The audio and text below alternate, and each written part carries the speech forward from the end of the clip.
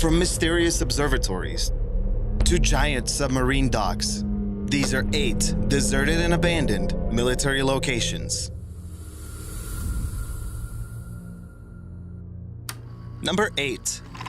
The Boden Fortress, Sweden. Surrounded in mystery and legends, the Boden Fortress was the first line of defense against an attack from Russia through Finland. Construction began in 1901, and from the very start, the project was deemed a money pit. But Sweden persevered. The fortress was massive in size and had quite a few turrets and soldiers protecting it. Considering Sweden has remained neutral in wars since 1816, the fortress was never under any real danger, but it was a nice addition to the overall protection of the country, just in case someone did decide to attack. What's interesting is the amount of hush-hush that surrounds this place. Considering there was no recon planes back then, except for stuff that looked like this, everyone wanted to know what the fortress was all about. But the project was treated as top secret. Thus, many conspiracies were formed. It was believed that the turrets could reach mainland Finland, or that the base was actually the most expensive military project Sweden was ever involved in. Now, don't get me wrong, I'm not saying that the Boden Fortress wasn't a bunker built to hide away alien aircraft and the Holy Grail, but I don't know. All things considered, the Boden Fortress had a long and impactful lifespan. The last fort was decommissioned in 1998, and the location became a National Historic Site. And yeah, you can visit the fortress on a guided tour. Also, shout out to Don for suggesting Boden Fortress. If you have any great suggestions, don't be afraid to comment below and share your thoughts with me. Number 7. The Maginot Line, France. In the 1930s, the French really didn't want another German invasion on their hands, so they decided to build a giant fortification that would protect all of France from a straight-on German invasion. Did it work? Sure, in theory. It was a great line of defense against a straight-on attack from Germany, be it from ground or air.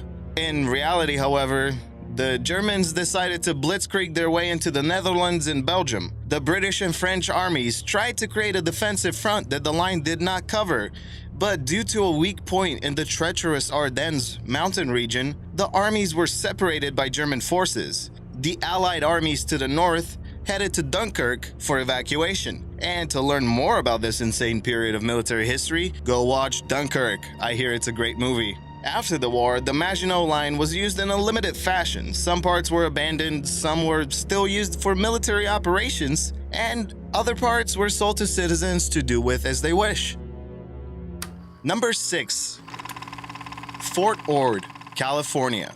Here's a change in scenery. The US government purchased a lot of land in the Monterey Bay area of California to be used as an artillery training field. By the time military construction was finished, the armistice for World War I was already signed, so the future of the land was on shaky grounds. The area became known as Camp Ord. As fears of World War II reaching the coasts of the US grew, the camp was revamped and expanded. In 1941, the camp became a fort. Since then, the location was used extensively by the US military. That lasted until 1994. A lot has changed since then, and even though there are still many abandoned buildings, the fort has been deemed a national monument. And a lot of the land has been developed, especially for tourism. Number 5. Saint-Nazaire U-boat base, France. Alright, back to Europe we go. Saint-Nazaire has had a long and important history as a harbor town. The town can also boast about its shipbuilding feats, like the SS Normandy, the fastest turboelectric propelled passenger ship, that's a mouthful, that was ever built, and MS Harmony of the Seas, the largest passenger ship on the planet. The Nazis didn't waste a lot of time when they got to Saint-Nazaire. By 1942, they had built multiple U-boat pens that were strong enough to survive an aerial attack. These are some pictures of the construction period of the U-boat base. It actually survived the war, and until 1994, it was kind of off limits to anyone. Nowadays, this location is open to the public, so check it out if you got time, or if you're in Saint-Nazaire. Number 4. Fort Point, California. Let's quickly go back to California because we forgot to talk about Fort Point in San Francisco. This place is cool and old. The fort was finished in 1861, weeks before the start of the American Civil War. Thankfully, the action never got close to San Francisco.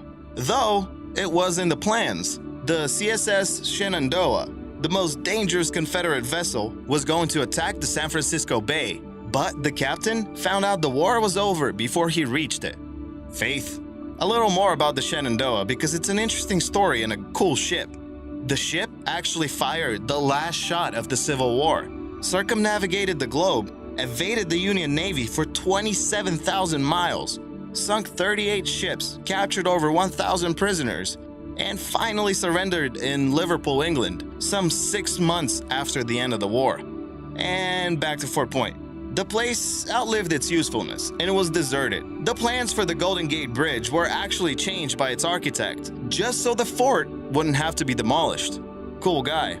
It later became a national monument, and now it proudly guards the San Francisco Bay, just without any guns or soldiers. Also, you can check it out in GTA San Andreas. Number 3.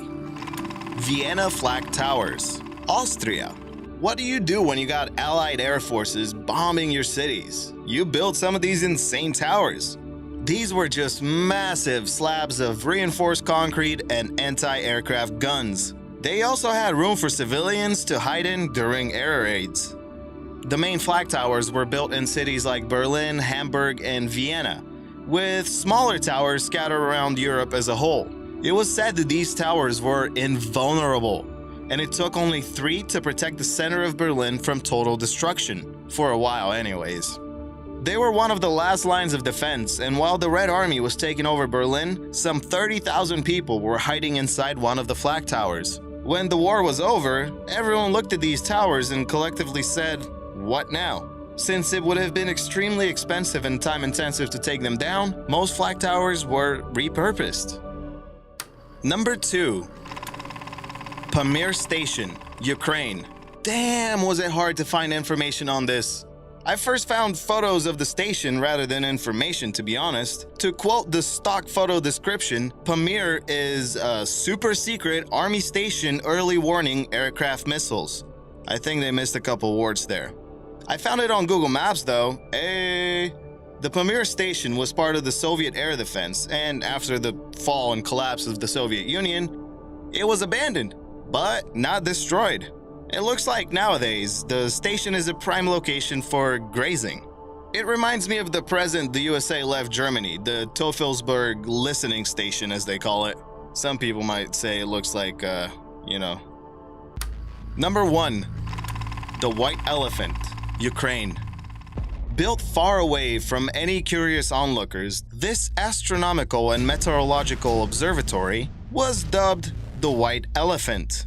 Maybe because it looks like this in winter months, or maybe because the maintenance and operation costs were astronomical. It was built by the Polish, in land that belongs to Ukraine today. Weird how that works. I found what is possibly the worst design map in history of maps to show you what I mean.